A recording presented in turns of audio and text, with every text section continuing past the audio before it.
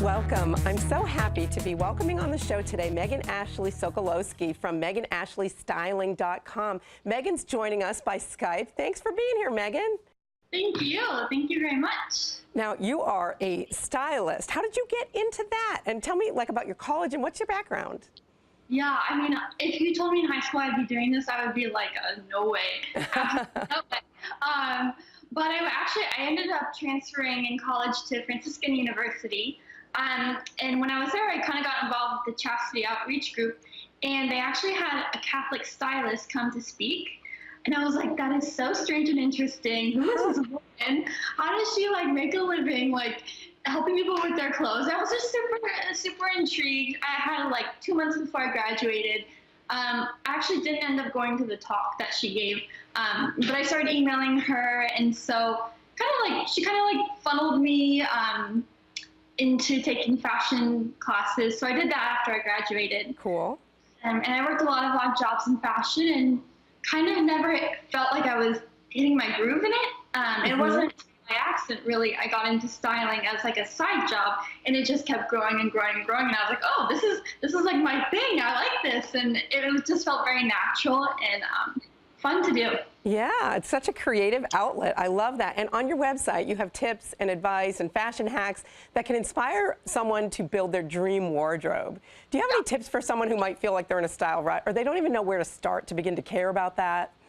Totally. I mean, I think it really just starts with accepting that it's not complicated. It's much more simpler than you think. So just being a little more aware your day-to-day, seeing women, just being attentive to whose style you like and asking them oh my gosh, I love that dress, where did you get it? Or just having more conversations with women about where and how they shop is a great first start. And also Pinterest and Instagram, it's fun to be inspired. But I think really just talking with the women around you is a great first step. Right. I think that girlfriends just do that, right? We just kind of share about what we're wearing, and getting your influence from there is a great idea. But I'm going to take a leap here and say probably your faith is an important part of your life, because I know you're a Steubenville grad. And how does that play into your style? Yeah, I mean, I think really obviously, of course, we're made in the image and likeness of God, so that gives us, more of a meaning. And I think we have we can have a richer attitude towards fashion as Catholics, because there's so much meaning behind it and why we are dressing the way we dress. And also for women and femininity, it's a great way to kind of reveal what's going on inside and how special God made each gender. Yeah, it's super cool.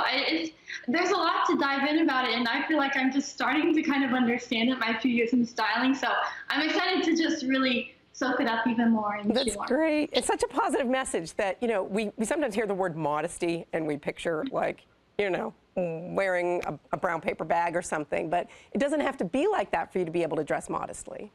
Totally. And I think also sometimes that can have a negative connotation. I know not negative, but for a high schooler. When I was in high school, if you said modesty, I'm like, oh, okay, I have to wear something frumpy and ugly. But right. I think you just make fashion fun.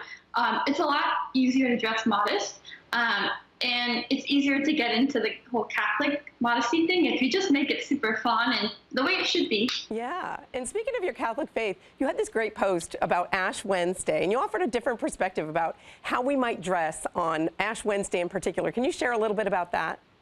Yeah, so working at a job in San Francisco, there was this one day where it was Ash Wednesday, and I felt a little kind of embarrassed. I had one of those crosses that aren't a cross, and someone's you have something on your head. So you're kind of very exposed that day, obviously. So I think it's good to be even more confident in what you're wearing, and also even structurally wear things that are strong, like a blazer or a jacket, things that give you a presence. So when people can kind of not tease you, but poke a little bit, you're there, and you're no, this is what it is, this is what I'm saying. And yeah, so we do, it's good to to use it to our advantage. Yeah, I love that idea because what you're wearing really can affect how you feel and how you interact with other people. So important. Okay, well, let people know where they can find out more about the work that you do and get all those exciting and interesting fashion tips for Ash Wednesday. Yeah, so I write a weekly blog, and that's on MeghanAshleyStyling.com. And I also have a closet checklist download, kind of like a little guide, like everything you need in your closet, so that you get the most of your outfit versatility with just a few pieces. And it's the pieces I think are most important.